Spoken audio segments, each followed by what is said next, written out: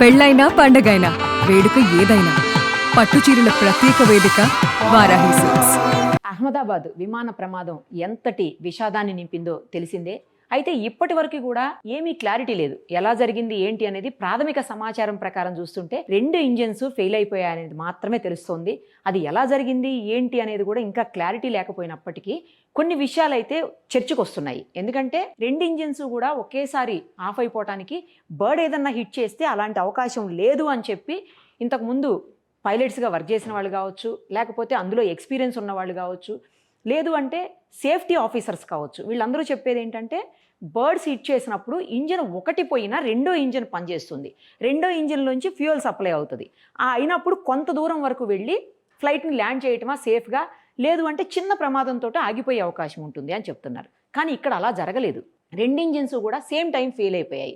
దానికి రీజను చాలామంది ఇప్పుడు అంటే విశ్లేషకులు కావచ్చు, లేదు అందులో ఎక్స్పీరియన్స్ ఉన్నటువంటి క్యాప్టెన్స్ కావచ్చు, లేదు పైలట్స్ కావచ్చు, ఎక్స్ పైలట్స్ కావచ్చు, వీళ్ళందరూ కూడా ఒక్కటే దాని మీద అందరూ కూడా డిపెండ్ అయ్యి చెప్తున్నది ఏంటి అంటే ఫ్యూయల్ సప్లై పైప్ లైన్లో మెయిన్ స్విచ్ని ఆఫ్ చేశారు అని. దర్యాప్తులో కూడా ఇది బయటకు వచ్చింది అని చెప్తున్నారు. ఇంకా పూర్తిగా సమాచారం అయితే బయటికి రానప్పటికీ కూడా మొత్తం యాక్సిడెంట్ అయినప్పటి నుంచి ఇప్పటి వరకు జరిగిన ప్రతి దాన్ని విశ్లేషించుకుంటూ పోతే, అలాగే ఎక్స్పీరియన్స్ ఉన్న వాళ్ళు చెప్పే చూస్తే ఒక్క విషయం అయితే క్లియర్గా అర్థమవుతుంది. ఏదైతే ఫ్యూయల్ సప్లై పైప్ లైన్ ఉందో దాంట్లో ఉన్నటువంటి మెయిన్ స్విచ్ని ఆఫ్ చేశారు అని చెప్తున్నారు. కానీ బయలుదేరే ముందు, ఎందుకంటే అది ఢిల్లీ నుంచి అహ్మదాబాద్కి వచ్చింది, అహ్మదాబాద్లో 2 hours అక్కడే గ్రౌండ్లోనే ఉంది. ఆ టైంలో చాలా వరకు మెయింటెనెన్స్కి సంబంధించిన సిబ్బంది ఎవరైతే గ్రౌండ్ లెవెల్లో సిబ్బంది ఉంటారో వాళ్ళన్నీ కూడా చెక్ చేశారు, తనిఖీ చేశారు. మొత్తం క్లియరెన్స్ ఇచ్చిన తర్వాతనే పైలట్ ఫ్లైట్ని తీసుకుని బయలుదేరడం జరుగుతుంది. పైలట్కి ఈ విషయంలో సంబంధం ఉండదు. క్లియరెన్స్ గ్రౌండ్ నుంచి క్లియరెన్స్ వచ్చిన తర్వాత మాత్రమే ఆయన ఫ్లైట్ని మూవ్ చేయటం అనేది సాధ్యమవుతుంది. కానీ ఇక్కడ జరిగింది ఏంటంటే అప్పటికే ఏదైతే మెయిన్ పైప్ లైన్ ఉందో, ఫ్యూయల్ సప్లై చేసే పైప్ లైన్ ఏది ఉందో దాని స్విచ్ ఒకటి ఆఫ్ చేసి ఉంది అని చెప్తున్నారు. స్విచ్ ఆఫ్ చేసిందంటే లోపలికి వెళ్ళేటువంటి ఫ్యూయల్ని ఆపేయటం అన్నమాట. అది కావాలని చేశారా లేకపోతే బై మిస్టేక్ ఏమన్నా జరిగిందనేది ఇక్కడ కీలకమైన అంశము. మనం కావాలని చేశారా అనే పాయింట్లు ఎందుకు మాట్లాడాల్సి వస్తుందంటే, ఈ ఫ్లైట్స్కి సంబంధించి ఎయిర్ ఇండియా ఫ్లైట్స్ సంబంధించి అన్నీ కూడా మెయింటెనెన్స్ చేసేది టర్కిష్ సంస్థ అని చెప్తున్నారు. అలాంటప్పుడు టర్కీ ఇన్వాల్వ్ అయి ఉంది కాబట్టి, మనకి శత్రుదేశం కాబట్టి టర్కీ ఆ విషయంలో ఒక్కసారి ఆలోచించాల్సినటువంటి పరిస్థితులు ఉన్నాయి. ఒకవేళ పొరపాటున ఎవరైనా మూసివేస్తే మరి లాస్ట్లో గ్రౌండ్ క్లియరెన్స్ ఎలా ఇచ్చారు అనేది కూడా ఇక్కడ కీలకమైన అంశము. కానీ గ్రౌండ్ స్టాఫ్ని యూజ్ చేసుకోగలిగేటువంటి కెపాసిటీ అవతల దేశాలకు ఉందా అనేది కూడా చాలా ముఖ్యమైన అంశము. దాని మీద కూడా దర్యాప్తు జరగాల్సిన అవసరం ఉంది. కానీ ఇక్కడ పైలట్స్ అయితే మాత్రం ఏ విధమైనటువంటి మిస్టేక్ లేదు అని చెప్తున్నారు. పైలట్స్ ఈ పైప్ లైన్ వాల్వ్ ఏదైతే ఫ్యూయల్ సప్లై చేసే పైప్ లైన్ వాల్వ్స్ ఉన్నాయో అవి కానీ, వాటి స్విచ్లు కానీ, వాళ్ళకి అసలు ఏమాత్రం వాటిని ఆపరేట్ చేయడానికి వాళ్ళకి అసలు పర్మిషన్ ఉండదట. కేవలం గ్రౌండ్ లైన్లో ఉన్నటువంటి స్టాఫ్ మాత్రమే వాటిని ఆపరేట్ చేయగలుగుతారు. సో ఆ టైంలో ఇంకోటి ఏంటంటే 127,000 లీటర్ల ఫ్యూయల్ ఆ టైంలో ఉందని చెప్తున్నారు. చాలా పెద్ద ట్యాంకు, పెద్ద ఎక్కువ మొత్తంలో కూడా ఆయిల్ అందులో ఉంది, ఫ్యూయల్ అందులో ఉంది. ఎందుకంటే లాంగ్ డిస్టెన్స్ పోవాలి కాబట్టి, చాలా దూరం వెళ్తుంది, జర్నీ చేయాలి కాబట్టి, అవర్స్ టుగెదర్ జర్నీ ఉంటుంది కాబట్టి ఎక్కువ ఫ్యూయల్ని రెడీగా పెట్టుకుని ఉన్నారు. అలాంటిది సడన్గా ట్యాంక్కి సప్లైని అంటే ఆఫ్ చేసేస్తే, ఇంజన్కి ఆఫ్ చేసేస్తే ట్యాంక్ నుంచి, అప్పుడు ఏమవుతుందంటే లోపల ఉన్నటువంటి కొద్దో గొప్ప ఏదైతే మెయిన్ పైప్ లైన్ నుంచి ఇంజిన్ వరకు ఉంటుందో చిన్న పైప్ ఉంటుంది కాబట్టి ఆ పైపులో ఉన్నటువంటి ఫ్యూయల్ కేవలం 30 నుంచి 40 సెకండ్లు మాత్రమే పనిచేస్తుందంట. ఇప్పుడు మనం చూసాము ఆ ప్రమాదాన్ని చూసినప్పుడు మీరు ఒకసారి అబ్జర్వ్ చేయండి. ఇదిగో కేవలం 40 సెకండ్లు 45 సెకండ్లో కూలిపోయింది. ఏదైతే రన్వే మీద టేకాఫ్ తీసుకుందో అక్కడి నుంచి 45 సెకండ్స్లోనే కూలిపోయింది. అంటే 45 సెకండ్లు ఏదైతే ముందు నేను ఇప్పుడు చెప్పాను, ఫ్యూయల్ ట్యాంక్ దగ్గర నుంచి సప్లై చేసే అవకాశం ఉందని, కాస్త టైం మాత్రమే సప్లై అవకాశం ఉందని చెప్తున్నాను కదా. సో ఆ టైంలో 30 to 40 సెకండ్స్ అని చెప్పాను. 30 to 40 సెకండ్స్ మధ్యలో ఆ కొంచెం ఫ్యూయల్ మాత్రమే ఉంటుందంట. ఆఫ్ అయిపోయింది కదా ఇంజిన్ ఇక్కడ, అంటే ఇంజిన్ దగ్గరికి సప్లై ఆఫ్ అయిపోయింది కాబట్టి ఆ కొంచెం మొత్తం మాత్రమే ఉంటుంది. అంటే చాలా తక్కువ సమయానికి సరిపడా ఇంధనం మాత్రమే ఉంటుంది ఆ పైపులో.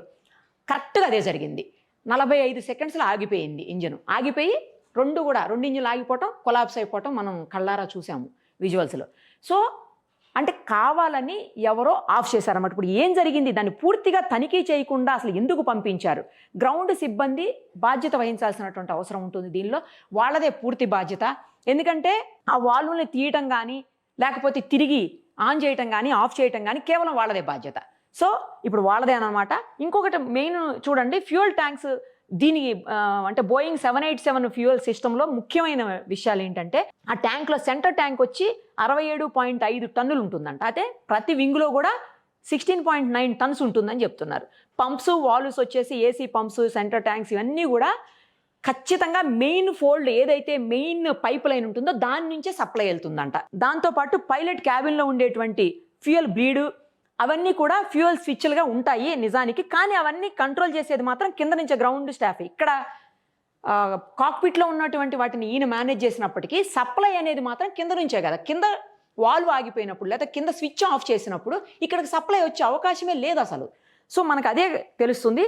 సాంకేతికంగా కూడా ఏ రకంగా చూసినా కూడా అదిగో ఇదే రాశారు చూడండి, ఫ్యూయల్ మెయిన్ వాల్వ్ను కనుక క్లోజ్ చేసేస్తే పైపులో మిగిలి ఉన్నటువంటి ఫ్యూయల్తో ఇంజన్లో కేవలం 30 నుంచి 40 సెకండ్లు మాత్రమే నడుస్తాయి.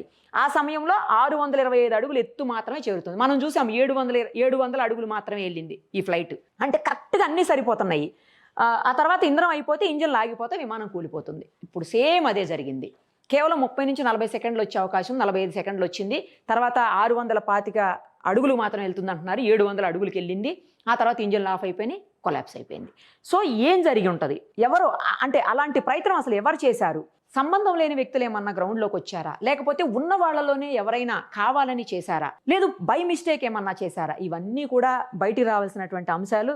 స్పష్టంగా దర్యాప్తులో ఇవన్నీ ఏవైతే ఇప్పుడు మనం చెప్తున్నామో అవన్నీ కూడా కంపల్సరీ దర్యాప్తులో బయటికి రావాల్సినటువంటి అంశాలే. కావాలని చేశారా, బై మిస్టేక్ చేశారా, మానవ తప్పిదమా, లేదు అంటే ఉగ్రవాద దుశ్చర్య ఏదన్నా ఉందా ఇందులో? మనకి ఇప్పటికే చూసాము, పాకిస్తాన్, టర్కీ లాంటి దేశాలు, చైనా లాంటి దేశాలు, శత్రు దేశాలు చాలానే ఉన్నాయి మనకి.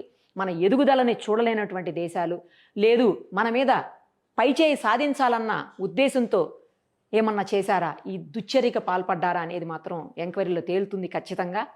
ఇంకొకటి, బ్లాక్ బాక్స్ అనేది బయటకు వస్తే అందులో కూడా క్లారిటీగా క్లియర్గా కేవలం కాక్పిట్లో వీళ్ళు మాట్లాడుకునేవే కావు, అందులో ఏం జరిగింది, సాంకేతికంగా ఏమన్నా ఇబ్బందులు ఉన్నాయా, లేకపోతే ఇంజిన్ పరంగా ఏమన్నా ఇబ్బందులు ఉన్నాయా, లేదు ఫ్యూయల్లో ఏదన్నా డిస్టర్బెన్సెస్ ఉన్నాయా, లేదు కంటామినేటెడ్ ఫ్యూయల్ ఏమన్నా వెళ్ళిందా. కంటామినేటెడ్ ఫ్యూయల్ వెళ్ళినా కూడా ఇవన్నీ కూడా బ్లాక్ బాక్స్లో బయటపడతాయి అంటున్నారు. దీన్ని డీకోడ్ చేస్తే అది త్వరలోనే బయటకు వస్తుంది అనుకోండి. ఇంకొక అంశం ఏంటంటే ఇక్కడ ఒకవేళ ఫ్యూయల్ ఏమన్నా కంటామినేషన్ జరిగే అవకాశం ఉంది. అది అసలు ఎట్టి పరిస్థితుల్లో జరగదని ఇందాక మనకి ఫ్లైట్ సేఫ్టీ ఆఫీసర్ ఎవరైతే ఉన్నారో ఆయన కూడా చెప్పున్నారు.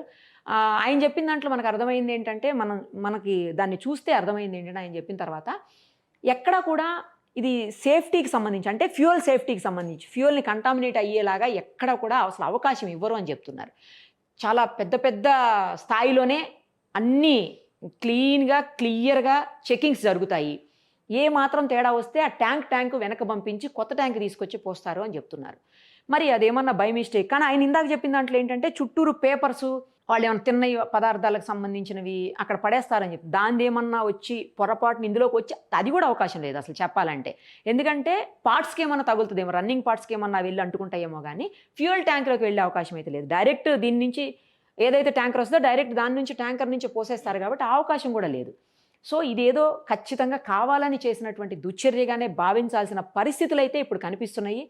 ఏదైనా బ్లాక్ బాక్స్ అనేది డీకోడ్ చేసేస్తే మొత్తం వస్తుంది. కానీ ఇంతమంది మరణానికి, ఇంతమంది ఏడుపులకు కారణమైన వాళ్ళు ఒకవేళ మానవులే కావాలనే దేశం కానీ మానవులు కానీ ఎవరన్నా చేస్తే మాత్రం ఖచ్చితంగా శిక్ష అనుభవించే తీరుతారు. సుమన్ టీవీలో మీ పర్సనల్ అండ్ బిజినెస్ ప్రమోషన్స్ కోసం కింది నెంబర్కి కాంటాక్ట్ చేయండి.